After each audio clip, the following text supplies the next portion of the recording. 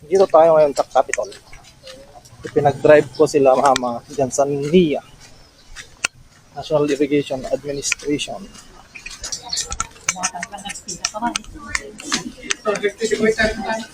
Nagbasi nga pagka, yeah. Ay, sige.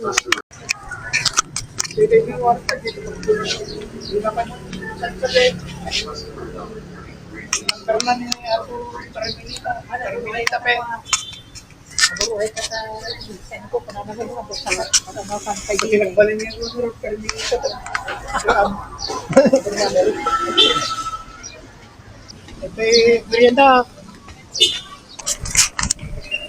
Step lang to dito yung pan. Step lang to dito yung abogado.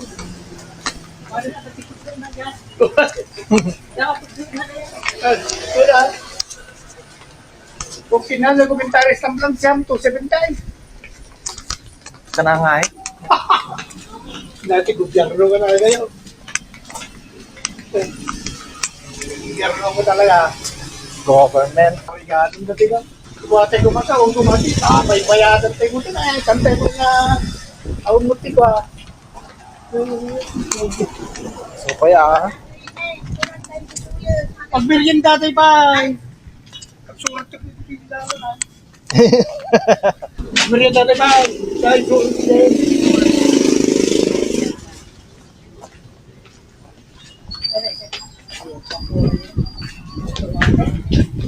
wala, ito number naman, talo ba?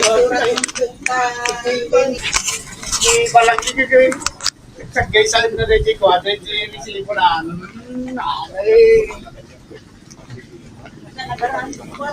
Wala, nanag ko siguro siya eh. Agaalan na buti dito ba? Nakita ti traktor tayo ng bata ka, wala, nag-stampay ka raw, huwag pa pa. Nagtuturot ka sa libro dito, hindi ka nag-iay. Nag-inscription mo eh. Papatay, patuloy na kanyak, kung ano ba, nagpinagtag sa galing ito ng iyak raw. Ang 1,000. Dati ka mag-alaala at siya mo.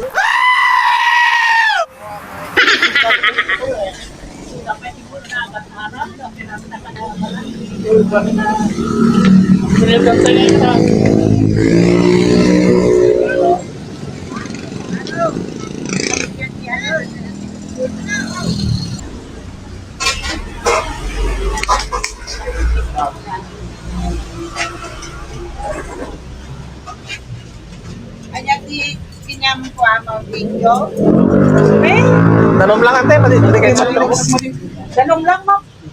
Kaya tingin-tingin na lang sila yung iba. Gusto na kaming kumain. May nagsusulat sila.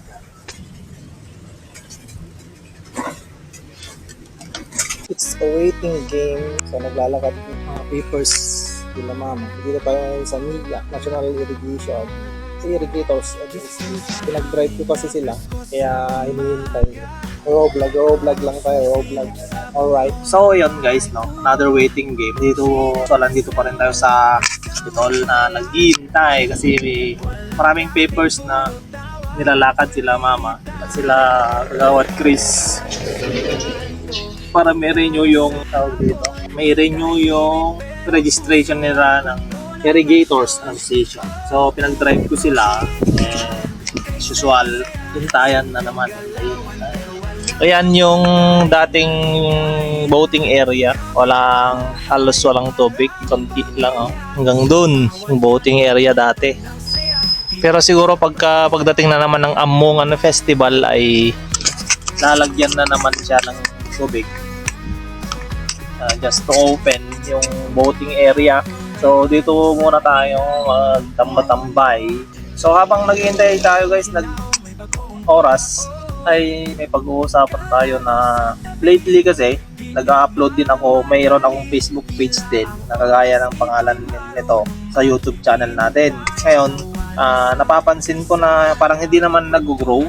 Parang hindi naman siya nag-grow kaya siguro ititigil ko na muna pag-upload sa ating YouTube channel ay Facebook page rather. Tigil ko muna yung Facebook page and dito muna ako mag-focus sa ating YouTube channel at saka sa TikTok. May TikTok shop din ako guys. Lalagay ko dito sa baba yung TikTok natin.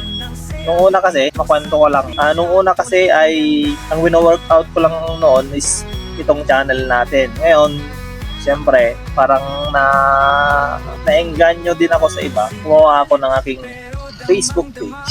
And then eventually, gumawa rin ako ng aking TikTok. At saka, ito ang katsa, kung ano pa yung hindi mo hiniling, yun yung parang nagkaroon ng break. Alam nyo yung ibig sabihin, kasi yung TikTok ko guys, mas mabilis pa siya nagkaroon ng followers comparing dito sa YouTube. Mas mabilis pa siya. At sige, sabihin ko na rin, kumikita na rin ako pa konti-konti sa TikTok. Barya-barya lang ba sa pagiging affiliate. Kaya hindi ko siya ma-stop na, kaya sinabi ko sa inyo na yung Facebook page mo na siguro ang i-stop ko. Hindi ko naman siya i-delete, pero madalang na lang siguro pag mag-upload ako dun sa Facebook page. Gusto ko kasi talaga i-work out tong ating YouTube channel. Since ito naman talaga yung talagang inumpisan ko since pandemic. Biruin nyo ilang years na mula nung pandemic, wala pa rin, hindi ko naman masasabing wala pa rin resulta Merong resulta pero mabagal. Which is, parang ako din yung may fault kasi hindi ako consistent sa pag-upload because of for some reason. Kung nagkaroon ako ng work, so hindi na rin ako nakakapag-vlog masyado. And eventually, siyempre, wala naman ako may upload. Nag-upload man ako pero dun sa shorts. Pero yung mga long form video is medyo napabayaan ko mag-upload. Kaya yun. So, yun, na-share ko lang. Habang naantay yung mga matatanda na may nilalakad silang papers para hindi tayo maboring. Upo lang tayo dito sa sahig. At ito yung location, ipapakita ko na lang. Yan, provincial capital ng Nueva Vizcaya. Yun, January na kasi, kaya maraming nag-aayos ng kanilang mga papers, especially yung mga irrigators association, mga ganyan, mga asosasyon.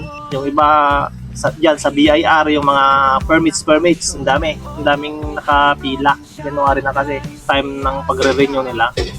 Tibay ng tricycle, Ewan ko kung kita sa video, pure stainless, ang laki-laki ng sidecar. Daming naka-parking yan. Kaya doon ako nag-parking doon. Parkingan talaga ng sasakyan ng mga employee. Pero okay lang din naman kung kahit hindi ka employee, pwede naman mag-park doon. So, yun lang guys. Siguro, tambay-tambay muna tayo. Ubusin lang natin ang battery itong ating camera. Alright, andyan na yung mga naantay natin.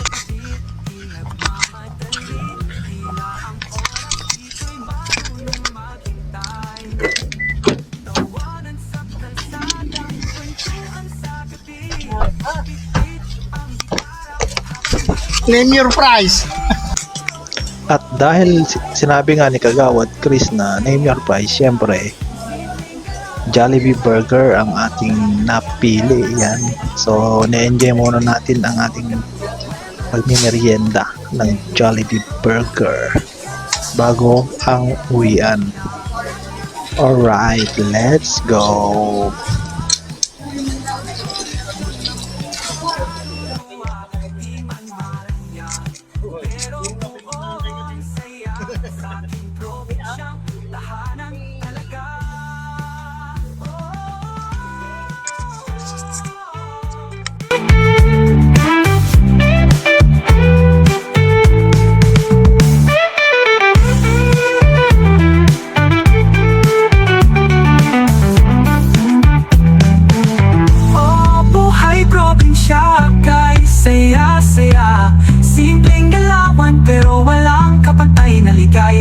Kapitbahay, parang pamilya, sa bawat kanto, kwento ng saya.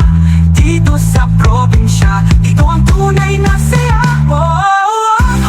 May probinsya, kay saya-saya. Simpleng galawan, pero walang kapantay na ligaya. Kapitbahay, parang pamilya, sa bawat kanto, kwento ng saya. Dito sa probinsya, dito ang tunay na saya.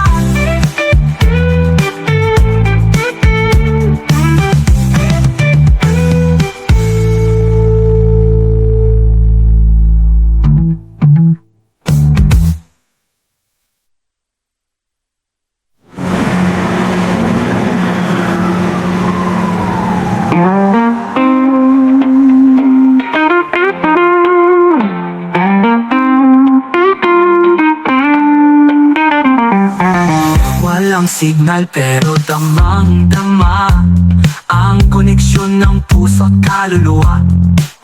Di man marangya pero buo ang saya sa aking probinsyang tahanan.